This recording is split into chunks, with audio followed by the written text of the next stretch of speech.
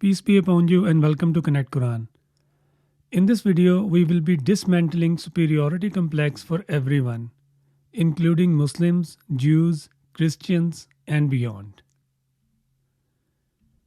Here is the outline of this presentation. First of all, we will do a very quick broad overview of the previous sections of this chapter to understand the big picture or the flow of information. Then we will go through the structural organization of this section. Then before going through the translation, we will examine ramification of superiority in the hereafter in the context of accountability, which will be followed by translation and a thorough evaluation of the supposed superiority in the hereafter. So let's begin with the recap of the previous sections. We have learned about the authenticity of the Quran as a divine guide and three distinct people responses to it. It was established in that section that the trial in the hereafter will be based on evaluating our actions against the provided code of conduct, the Quran. And just like any trial, there are two outcomes of this trial. One, not guilty. In this case, we will be immortals in paradise and granted with unimaginable blessings. And the second outcome could be guilty. And in this case, we will be immortals in hell, being punished with fire. It is very important to recognize that people were not forced into this test, trial, reward system, but rather they voluntarily entered the covenant with God for this, in pursuit of their wish to have an eternal life. Having said that, if we are to picturize accountability system of the hereafter, it would look like this, indicating that the evidence for our trial would be our actions. The judgment, which could be guilty or not guilty, will be based on a judgment criteria, the given code of conduct, the Quran.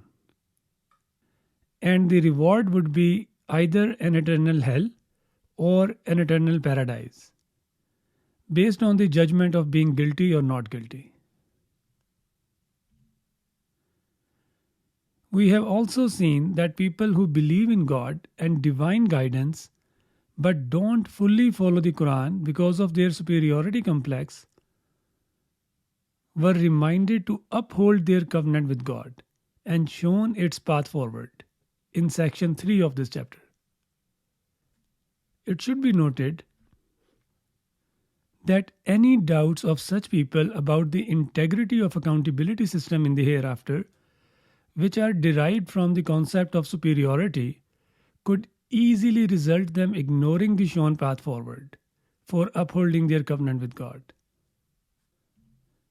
Therefore, section 4 addresses this issue, and it is organized in such a way that one verse from each end form the outer topic, clearly stating the fact that accountability in the hereafter will be free from bias. The inner topic consists of 13 central verses, which highlights that the claim of having superiority or to get special treatment in the hereafter in the context of accountability is just baseless. Before getting into the translation, let's explore and examine ramifications of superiority in the context of accountability in the hereafter. Let's go back to this slide where we captured accountability system based on the Quran. And let's replace reward with the punishment, because that's where people require their perceived superiority to work in their favor. And actually there are two sides of this perceived superiority. On one side, people may consider receiving special treatment through recognition by others, such as prophets or righteous people. In this case, they may expect to change the evidence in their favor with the help of others. For instance, People may think that prophets and other righteous people would have abundant good deeds, probably way more than what they need for themselves. So we may take advantage of their extra good deeds if they recognize us. Alternatively, people can also think that successful people in the hereafter, for example, prophets and other righteous people, would be beloved to God, and therefore they could influence the accountability somehow through intercession. So they may expect the evidence against them to be overlooked through intercession. Or they may expect their punishment to be reduced through intercession. On the other side of things, people may consider receiving special treatment through self identification or self affiliation with certain groups, such as believers, which is an advanced form of Muslims, Jews, Christians, etc. And in this case, they may expect a different judgment criteria for them. Now let's go through the translation and find out if any of this will work in the hereafter.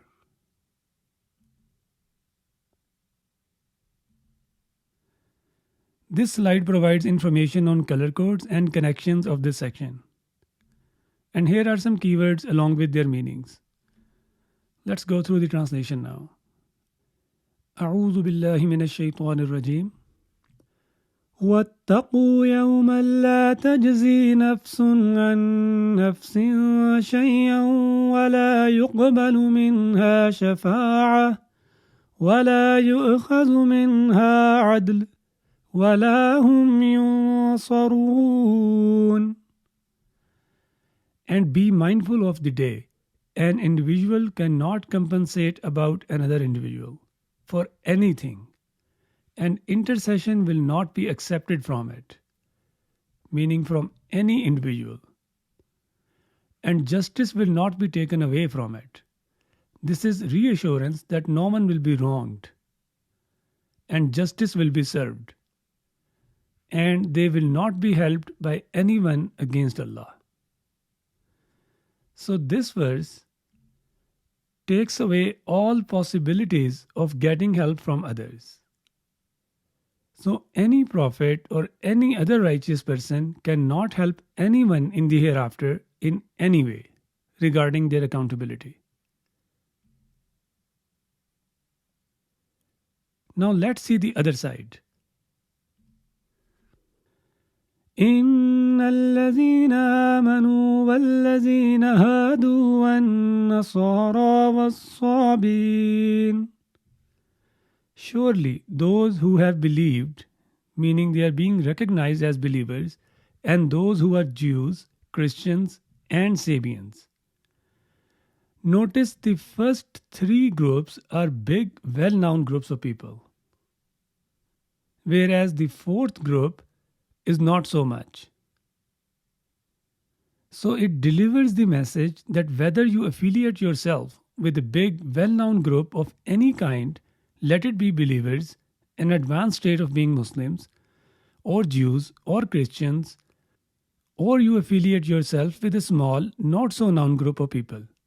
Either way, the judgment criteria will remain the same. So, من آمن بالله واليوم الآخر وعمل صالحا فلهم أجرهم عند ربهم. Whoever believed in Allah and the last day and set things right by truly following the Quran. We have learned before that when the context or the previous conversation has included hypocrites, then the term Amilu Salihat or Amila Salihan differentiates true believers from hypocrites.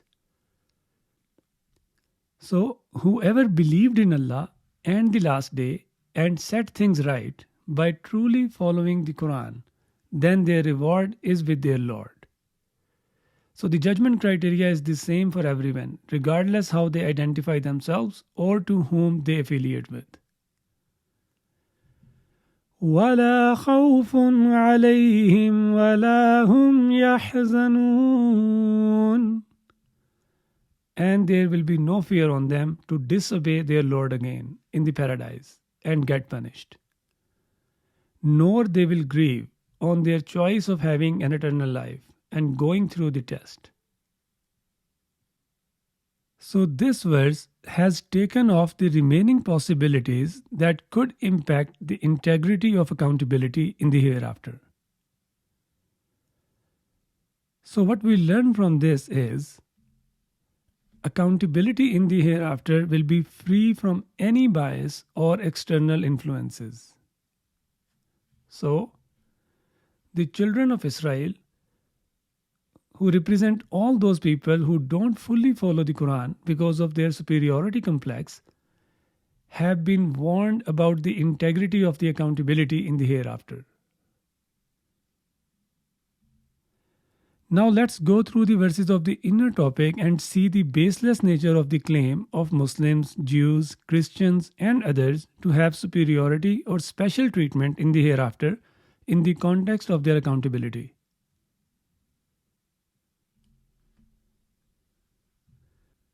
وَإِذْ نَجَّيْنَاكُمْ مِنْ آلِ فِرْعَوْنَ يَسُومُونَكُمْ سُوءَ الْعَذَابِ يُذَبِّحُونَ أَبْنَاءَكُمْ وَيَسْتَحْيُونَ نِسَاءَكُمْ وَفِي ذَلِكُمْ بَلَاءٌ مِّن رَّبِّكُمْ عَظِيمٌ. And remember when we rescued you from the people of Pharaoh, they had imposed an evil torment on you by slaughtering your sons and keeping your women alive. That was a tremendous test for you from your Lord. So here is what happened when the test was over. وَإِذْ فَرَقْنَا بِكُمُ الْبَحْرَ فَأَنْجَيْنَاكُمْ وَأَغْرَقْنَا آلَ فِرْعَوْنَ وَأَنْتُمْ تَنْظُرُونَ. And recall when we distinguished you at the sea, then we rescued you and drowned the people of Pharaoh, and you were observing this happening. And after your rescuing, وَإِذْ وَاعَدْنَا مُوسَىٰ 40 لَيْلَةً ثُمَّ اتَّخَذْتُمُ الْعِجْلَ مِن بَعْدِهِ وَأَنْتُمْ ظَالِمُونَ. We appointed 40 nights for Moses, then you took the calf for worshipping in his absence, and you were wrongful in doing that. But instead of punishing you, ثُمَّ عَفَوْنَا عَنْكُمْ مِنْ بَعْدِ ذَلِكَ لَعَلَّكُمْ تَشْكُرُونَ. We pardoned you even after doing that, so you may become grateful. And وَإِذْ آتَيْنَا مُوسَى الْكِتَابَ وَالْفُرْقَانَ لَعَلَّكُمْ تَهْتَدُونَ. And we got Moses the scripture, a criterion, so you may be guided to the right path. And Moses provided encouragement to his people. وَإِذْ قَالَ مُوسَى لِقَوْمِهِ يَا قَوْمِ إِنَّكُمْ ظَلَمْتُمْ أَنفُسَكُمْ بِاتِّخَاذِكُمُ الْعِجْلَ فَتُوبُوا إِلَى بَارِئِكُمْ فَاقْتُلُوا أَنفُسَكُمْ ذَلِكُمْ خَيْرٌ لَكُمْ عِندَ بَارِئِكُمْ فَتَابَ عَلَيْكُمْ إِنَّهُ هُوَ التَّوَّابُ الرَّحِيمُ. And when Moses said to his people, O people, you certainly have wronged yourself by taking the calf to worship during my absence. So repent to your Lord, then kill your inner self. Meaning, let go negative traits, destructive thoughts, or harmful behaviors from within yourself. That is better for you near your Lord, to give you time to repent and mend ways, rather than punishing you right away. So he has turned towards you with his mercy. He is certainly acceptor of repentance, most merciful. So take advantage of it. But here is how his people responded. وَإِذْ قُلْتُمْ يَا مُوسَى لَن نُؤْمِنَ لَكَ حَتَّى نَرَى اللَّهَ جَهْرَةً فَأَخَذَتْكُمُ الصَّاعِقَةُ وَأَنْتُمْ تَنْظُرُونَ. And remember when you said, O Moses, we won't believe you until we publicly see Allah. Then a thunderstrike overtook you while you were watching. But it was still a temporary shock for them, because Allah with His mercy gives us time and many chances to repent and mend ways before it's too late. So, ثُمَّ بَعَثْنَاكُم مِّن بَعْدِ مَوْتِكُمْ لَعَلَّكُمْ تَشْكُرُونَ. Then we revived you after your passing, so you may become grateful. Not only that, but Allah keeps providing us with His provisions during granted time for repentance and mending our ways. So, وَظَلَّلْنَا عَلَيْكُمُ الْغَمَامَ وَأَنزَلْنَا عَلَيْكُمُ الْمَنَّ وَالسَّلْوَىٰ كُلُوا مِن طَيِّبَاتِ مَا رَزَقْنَاكُمْ وَمَا ظَلَمُونَا وَلَكِنْ كَانُوا أَنفُسَهُمْ يَظْلِمُونَ. And we kept the clouds over you, and we sent down manna and salwa to you, so you may eat from the pleasant things which we have provided you. And we did not wrong, but they wronged themselves. Which means Allah did not take away these blessings from them, but rather they asked for it by demanding or requesting something else.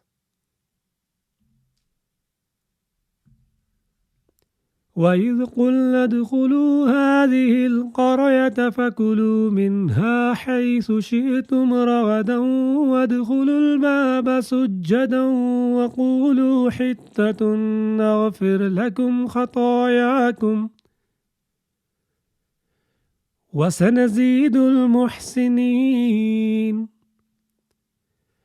And we said, enter this town, then lavishly eat from it from wherever you wish, and enter the gate prostrating and saying humble things. We will forgive you your shortcomings, and we will increase the gracious in reward. Since their request or demand of eating something else was readily accepted as is, so they could become arrogant. Therefore Allah commanded them to enter the town prostrating, which is a symbolic expression of accepting our dependence on God, showing our gratitude to Him, and seeking His forgiveness for our shortcomings. So in my opinion, this is literal prostration, not metaphorical. And they were given specific instructions of what to say in it. But here is what happened. فَبَدَّلَ الَّذِينَ ظَلَمُوا قَوْلًا غَيْرَ الَّذِي قِيلَ لَهُمْ فَأَنزَلْنَا عَلَى الَّذِينَ ظَلَمُوا رِجْزًا مِّنَ السَّمَاءِ بِمَا كَانُوا يَفْسُقُونَ. But the wrongdoers changed the saying to something else from what they were told to say. So we sent down foul nature or impure water from the sky to the wrongdoers, because they were being rebellious. So they did become arrogant, and Allah showered acid rain or something like that from the sky, which contaminated all surface water supplies around them. Thus Allah showed them that they are dependent upon Him.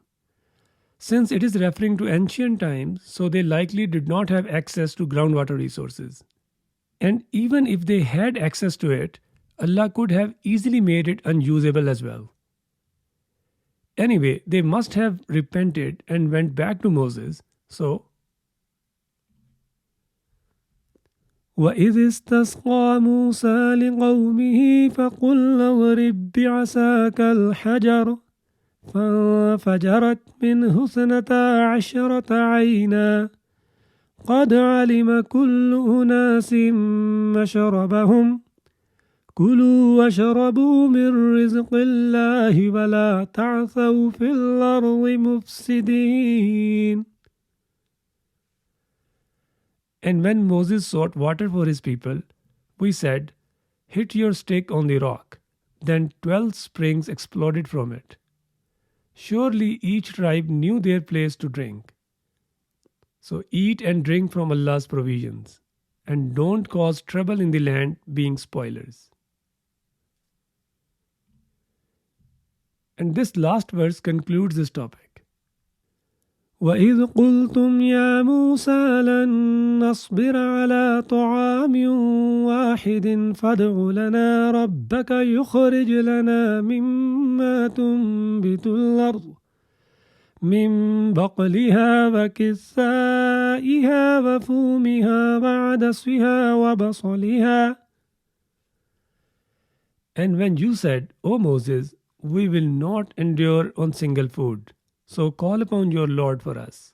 He will bring out food for us from whatever earth produces, including its herbs, cucumbers, garlic, lentils, and onions.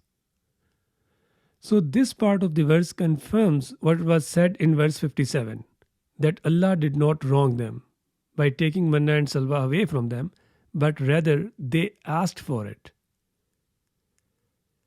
And the Prophet Moses actually tried to make them understand. So, قَالَ أَتَسْتَبْدِلُونَ الَّذِي هُوَ أَدْنَى بِالَّذِي هُوَ خَيْرٌ. So Moses said, can you replace the one which is bare minimum with the one which is better? Meaning whatever you are asking for can be found anywhere, whereas what you have been provided for can be found nowhere.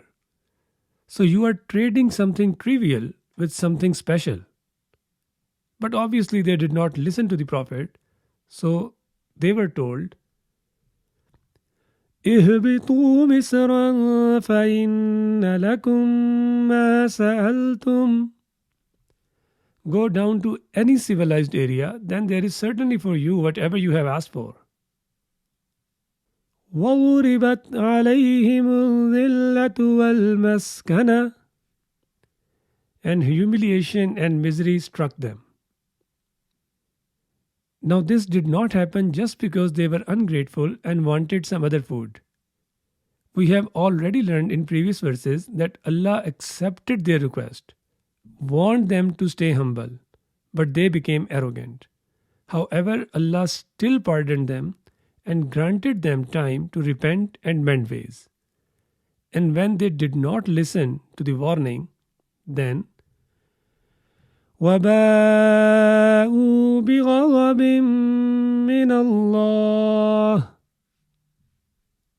They returned back to the state of sufferings with Allah's wrath. ذَلِكَ بِأَنَّهُمْ كَانُوا يَكْفُرُونَ بِآيَاتِ اللَّهِ وَيَقْتُلُونَ النَّبِيِّينَ بِغَيْرِ الْحَقِّ ذَلِكَ بِمَا عَصَوْا وَكَانُوا يَعْتَدُونَ. That's because they remained persistently unmindful regarding Allah's revelations, and they unjustly killed prophets. That's because they disobeyed Allah and they had been transgressors. So in the beginning, they suffered as part of the test. And in the end, they suffered because of the punishment. And in between, they suffered because Allah gave them wake-up calls to repent and mend ways. To summarize, the children of Israel, who also represent the people not fully following the Quran because of their superiority complex, have suffered through tests and punishments, just like others, which challenges their supposed superiority in the hereafter. And it is Allah's mercy, not anyone's inherent superiority, that they are granted time to repent and mend ways during periods of ungratefulness and disobedience. So, there is no basis for anyone, including Muslims, Jews, Christians, and others, to claim or assume superiority in the hereafter in the context of their accountability. Because all of us, no matter how we identify or affiliate ourselves with certain groups, go through sufferings in our life. It may not be the same sufferings because everyone has different capacity and Allah does not burden a soul more than its capacity. So we must question ourselves that if we are not exempted from sufferings in this world and we are being treated the same as others, then how can we get different treatment in the hereafter for our accountability? There is absolutely no basis to support the claim of having special treatment in the hereafter regarding our accountability. So now, let's highlight some key takeaways from this section 4 of Surah Al-Baqarah. First of all, prophets, including Prophet Ibrahim, Moses, Jesus, and Muhammad, and other righteous people, can neither benefit people during their trial in the hereafter, nor they can cause to reduce their punishment of the everlasting hell. So we must not let devils fool us on this. Second, irrespective of our self-identification or affiliation with any group, such as Muslims, believers, Jews, Christians, or others, the judgment criteria will remain the same.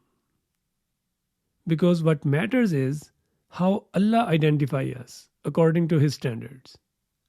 Therefore, we must focus on following Allah's latest revelation, the Quran. Third, our sufferings in this world could serve as a test, a wake-up call, or a punishment. And we have already been advised in the previous section of this chapter to take help from patience and prayer during difficult times. And last but not the least, it is through Allah's mercy rather than any inherent superiority that individuals are granted the opportunity to repent and mend their ways. So if we are being ungrateful and disobedient to God, and yet God providing us with His blessings, then it does not mean that we are superior to others somehow, or we are someone special.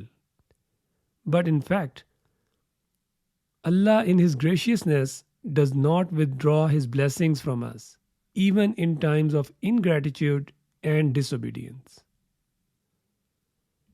So, with superiority complex completely dismantled, what is the course of action for Bani Isra'il and their followers? Meaning for all those people who believe in divine guidance but don't fully follow the Quran because of their superiority complex. We will learn about this in section 5 of Surah Al-Baqarah in the next video, inshallah. Please like and share this video to support the content and subscribe to the channel for staying current with the updates. Thanks for listening. And for those who are here for the first time, this channel Connect Quran is dedicated to developing a better understanding of the Quran by delving deep into its structured topics with remarkable compositions. So discover profound insights by following this sequential study of the Quran, starting with the video Quran's Interpretation, Thinking Outside the Box. Thanks again for watching the video. May peace and blessings be with you.